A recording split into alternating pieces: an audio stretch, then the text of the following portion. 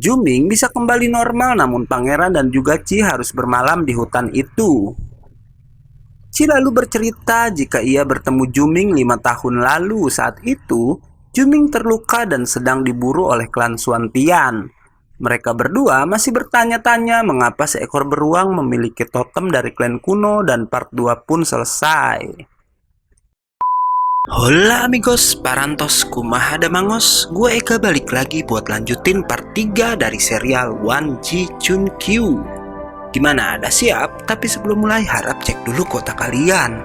Kalau sekarat, bisa numpang wifi tetangga. Bruh.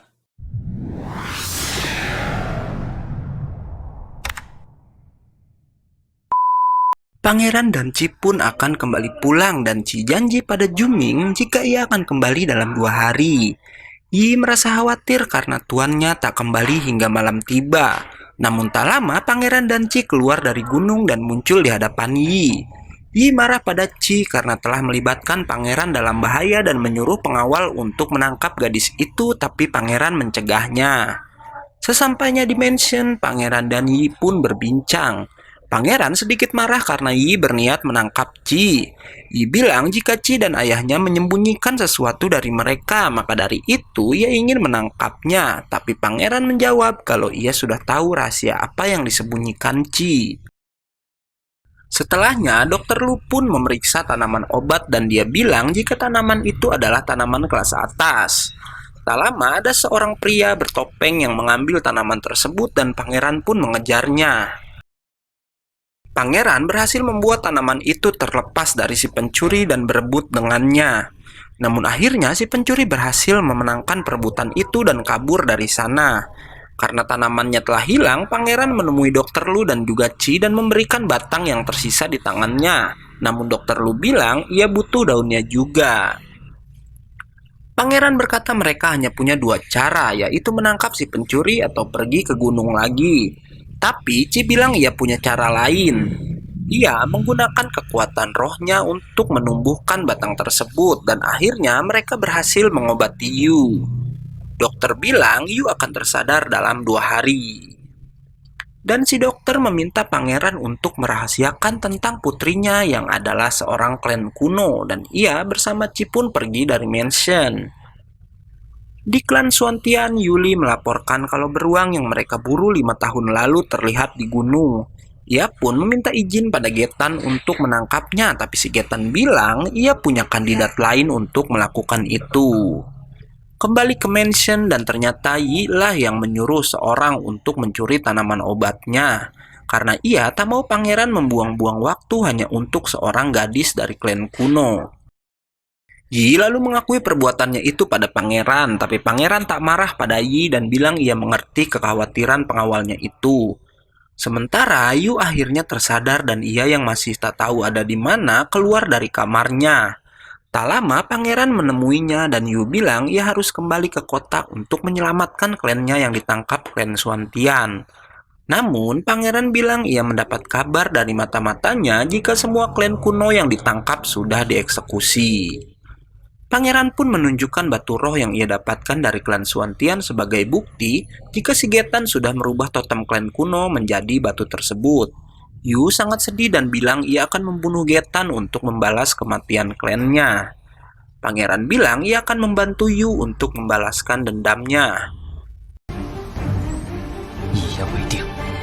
Malam harinya muncul seorang pria di klan Suantian yang menemui Yuli. Yuli lalu membawa pria itu ke hadapan Getan. Getan memberi waktu 3 hari pada pria itu untuk menangkap Juming karena ia menginginkan totem miliknya. Di sana terbongkar jika Getan telah merubah Juming yang awalnya orang dari klan kuno menjadi seekor beruang. Juming pun langsung diburu dan tanpa sengaja ia lewat di depan seorang penduduk yang datang untuk mencari kayu bakar.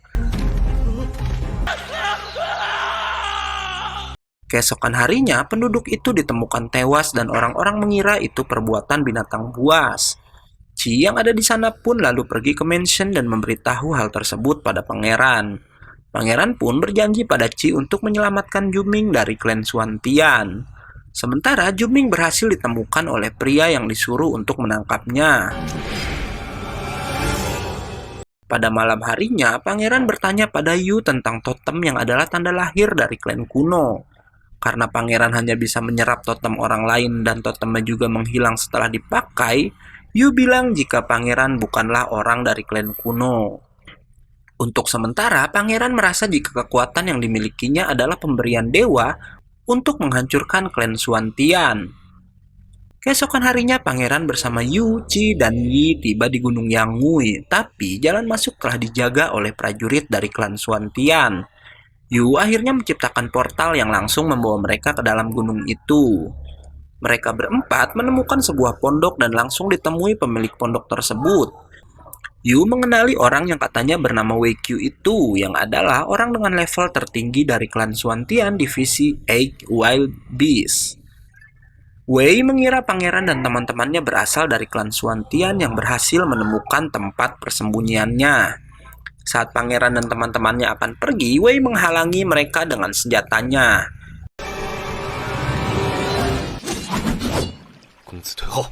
Qi langsung menyerang, tapi dengan mudah Wei mematahkan serangan gadis itu.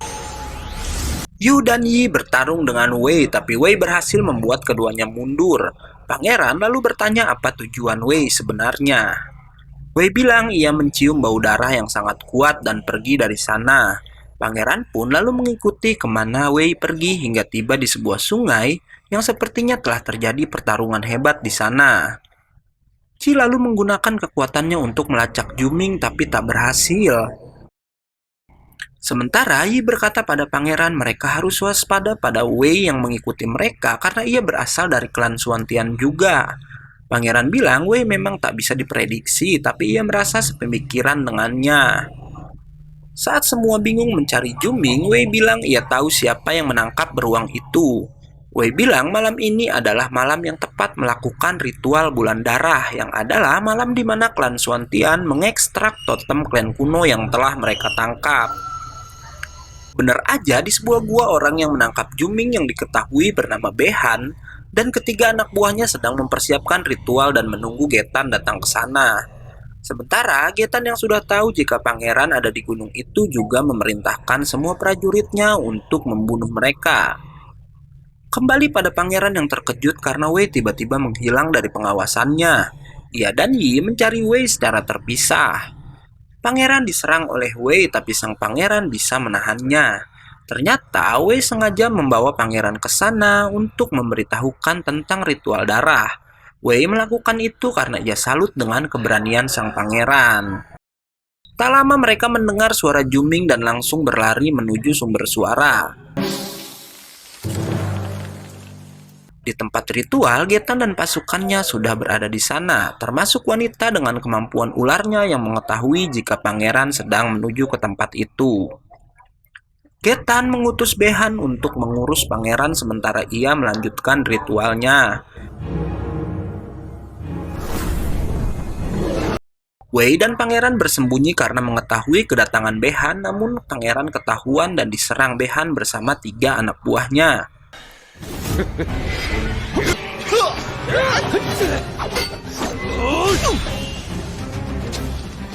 Wei hanya menonton pangeran dari jarak jauh. Ternyata Behan dan anak buahnya adalah pengkhianat dari klan kuno.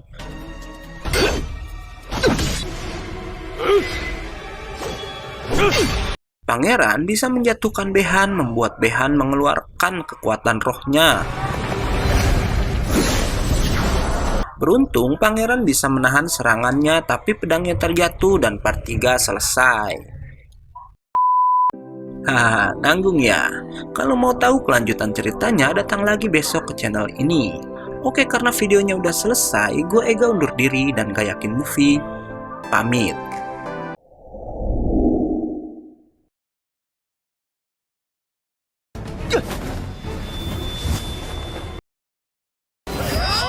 Ni 打算看到什么时候？